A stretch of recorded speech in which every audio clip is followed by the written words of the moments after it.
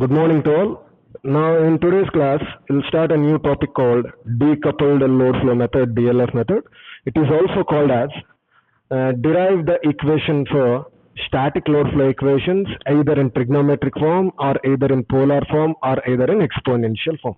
So it is the concept. Now I'll go for the derivation. Coming to the derivation, what we have here is, let us consider the following equations from load flow solutions. అమ్మ మీకు గుర్తుందో లేదో, load flow solutions unit 3 derivation లో static load flow equation derivation లో ఈ formula ఉంటుందమ్మా, కావాలంటే check చేసుకోండి. Unit 3 static load flow equations లో ఈ ఫార్ములా ఉంటుంది. TP minus JQP is equal to EP conjugate sigma Q is equal to 1 to n YPQ EQ. ఈ ఫార్ములా ఉంటుంది, అక్కడ కావాలంటే చెక్ చేసుకోండి. అదే డెరివేషన్ లో ఈ ఫార్ములా తర్వాత ఏం రాసింటామంటే అమ్మా వినండి, ఈ ఫార్ములా తర్వాత ఏం రాసింటామంటే ఈక్వేషన్ 1 తర్వాత ఏం రాసింటామంటే consider EP is equal to small EP plus JFP అని రాసింటానమ్మా. కానీ ఈ డెరివేషన్ లో చూడండి అమ్మా, ఎక్స్పోనెన్షియల్ ఫామ్ లో రాశాను. ఈ డెరివేషన్ లో చూడండి, ఎక్స్పోనెన్షియల్ ఫామ్ లో చూడండి, ఎక్స్పోనెన్షియల్ ఫామ్ లో రాసాను చూడమ్మా. అదే థర్డ్ యూనిట్ డెరివేషన్ లో అదే ఈపీ వాల్యూని రెక్టాంగులర్ ఫామ్ లో రాసుకోండి.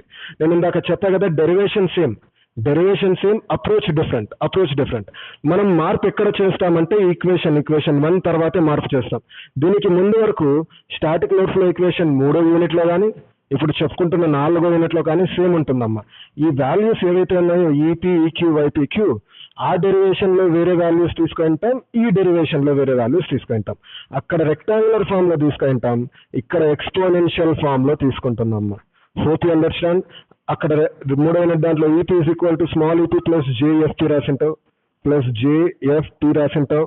కానీ ఇక్కడికి వచ్చేపాటికి చూడమ్మా ఏం రాసావు, EP is equal to modulus of EP exponential of J delta P. ఎలా రాసావు సార్ ఇలా అంటే, మనం ఒక కాంప్లెక్స్ ఫామ్ ని 4 రకాలుగా రాసుకోవచ్చమ్మా. ఒక కాంప్లెక్స్ ఫామ్ ని రెక్టాంగులర్ ఫామ్ లో రాయొచ్చు, పోలార్ ఫామ్ లో రాయొచ్చు, ట్రిగ్నోమెట్రిక్ ఫామ్ లో రాయొచ్చు, ఎక్స్పోనెన్షియల్ ఫామ్ లో రాయొచ్చు.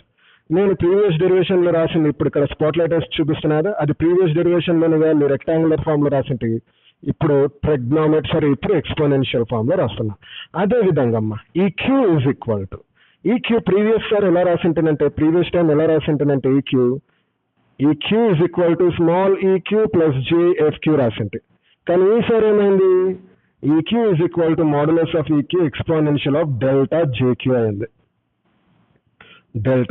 అయింది. Next finally YPQ. ఇంతకు ముందు వైపీక్యూ ఎలా రాసుకోంటే YPQ is equal to GPQ minus JBPQ రాసుకోంటే. Hope you remember, previous derivation లో వైపీక్యూ అంటే జీపీక్యూ మైనస్ జేబీపీక్యూ రాసుకుంటుంది. కానీ ఈసారి ఇక్కడ YPQ is equal to modulus of YPQ exponential of J theta PQ. చూడండి అమ్మా, ఇది థీటా చూడండి, పైన 2 చోట్ల డెల్టా రాశాను. ఈ వైపీక్యూకి మాటకు యాంగిల్ థీటా అని రాసాము, మైనస్ జే థీటా పీక్యూ. ఈ 3 రిలేషన్స్ ని కలిపి make it as equation number 2 అమ్మా. ఈ 3 రిలేషన్స్ ని కలిపి ఈక్వేషన్ 2 అనుకోండి. ఈ 3 రిలేషన్స్ ని కలిపి ఈక్వేషన్ 2 అనుకోండి. Now we continue this derivation. ఇప్పుడు ఈ 3 వాల్యూస్ ఏవైతే కన్సిడర్ చేసుకున్నామో వీటిని ఈక్వేషన్ 1 లో సబ్స్టిట్యూట్ చేస్తాం. అంటే నా దగ్గర ఈపీ వాల్యూ ఉంది, ఈక్యూ వాల్యూ ఉంది, వైపీక్యూ వాల్యూ ఉంది. మేము substituting equation 2 in 1 we get. So ఏమవుతుంది, equation 1 PP minus JQP is equal to substituted values అమ్మా, సబ్స్టిట్యూటెడ్ వాల్యూస్. ఇప్పుడు నెక్స్ట్ మీరు గమనించినట్టయితే what we are going to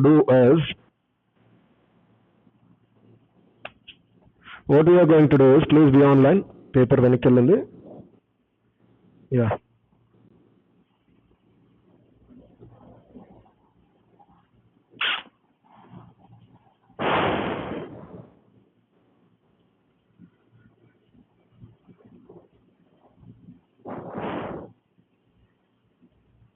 if you have a look at the last line, we have multiplied ma. ఇక్కడ మీరు గమనించినట్టయితే ఈ terms ని మల్టిప్లై చేసుకున్నాం. Now we move on to the next page. We will see what happens in the next page. Final గా మీరు ఇక్కడ గమనించినట్టయితే we have related the relation in this way ma.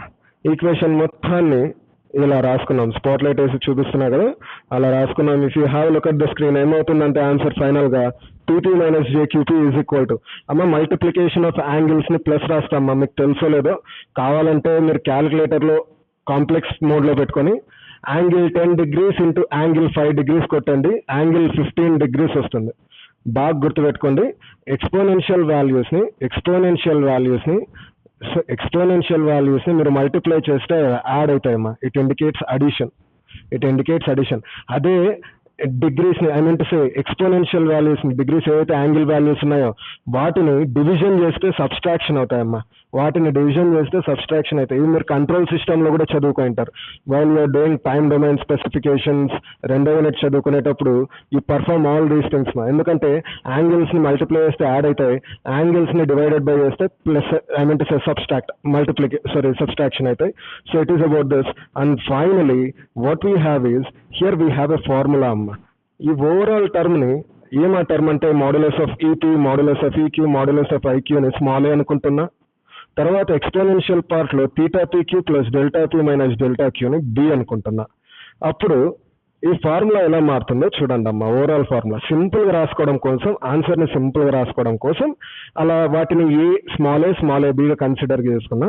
ఇప్పుడు ఆన్సర్ ఏమవుతుంది, డెరివేషన్ ఏమవుతుందంటే PP minus JQP is equal to sigma Q is equal to 1 to n A exponential of minus JB అవుతుంది. దీన్ని ఇంకో రకంగా ఎలా రాయొచ్చు అంటే ఎక్స్పోనెన్షియల్ బదులు ఈ పవర్ అని రాయొచ్చు మా. A into E to the power of minus JB. A into E to the power of minus జేబికి మనకు మ్యాథమెటిక్స్ లో ఫార్ములా ఉంది. ఏమా ఫార్ములా అంటే A cos B minus J A sine B. మీకు గుర్తుందో లేదో తెలియదు, ఎక్స్పోనెన్షియల్ ఫామ్ ని ట్రిగ్నోమెట్రిక్ ఫామ్ లో రాస్తున్నాయి ఇక్కడ, మీరు బాగా గమనించండి. ఇది A into E to the power of minus JB అంటే